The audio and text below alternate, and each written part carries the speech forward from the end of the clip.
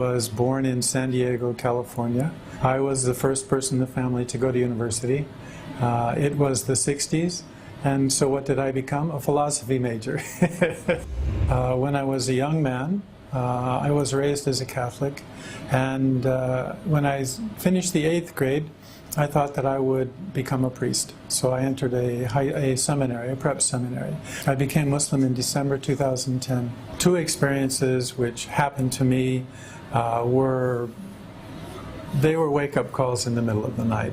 I was sleeping, I live alone, and in the middle of the night I heard a voice, a very loud voice, and it was in English, and it said, "Pray." And I thought, this has not happened to me before, so I thought, okay. And then in my mind I just said, I don't know how to pray. And the voice again said, in English, "Pray." And then two thoughts crossed my mind. One of them was, I believe, and the other one was, I submit. Just thoughts. So I closed my eyes and I went back to sleep. 4 weeks or 5 weeks later, same thing. Middle of the night, I hear a voice, and the voice this time says, "Read." And there happened to be a copy of the Quran on my bed table. One that someone from work had given me after I first came to the UAE. And I used to read it and look through it at night and kind of transition between being my work day and then going to sleep. That's all I used it for. And then after a while I stopped reading it, so I just set it there. But it was there, and so I turned the light on, and I got the book, and I began to read.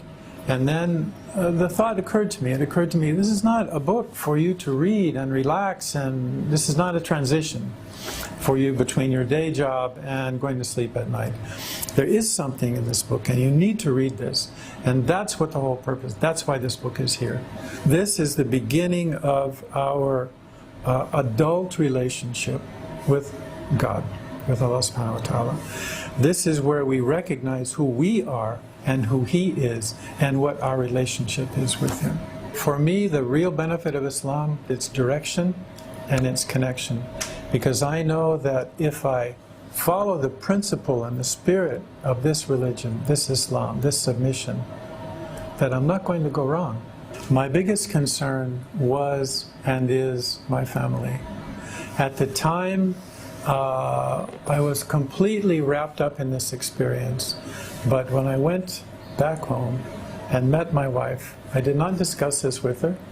I was going back home in 3 weeks, so I went and I told her that I'd become Muslim. And if you're married, you can imagine what she said. She said, "You didn't talk to me about this? You didn't talk about this?" I said, "It's not something that I can ask your permission for." What Islam has taught me that everything has its time. It's not a time of your choosing, it's not a time of my choosing.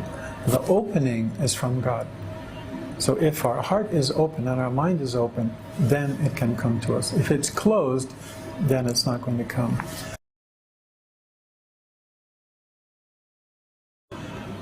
My recommendation, however old you are, is listen to that part of you, listen to that voice, and follow that voice, and trust in that voice.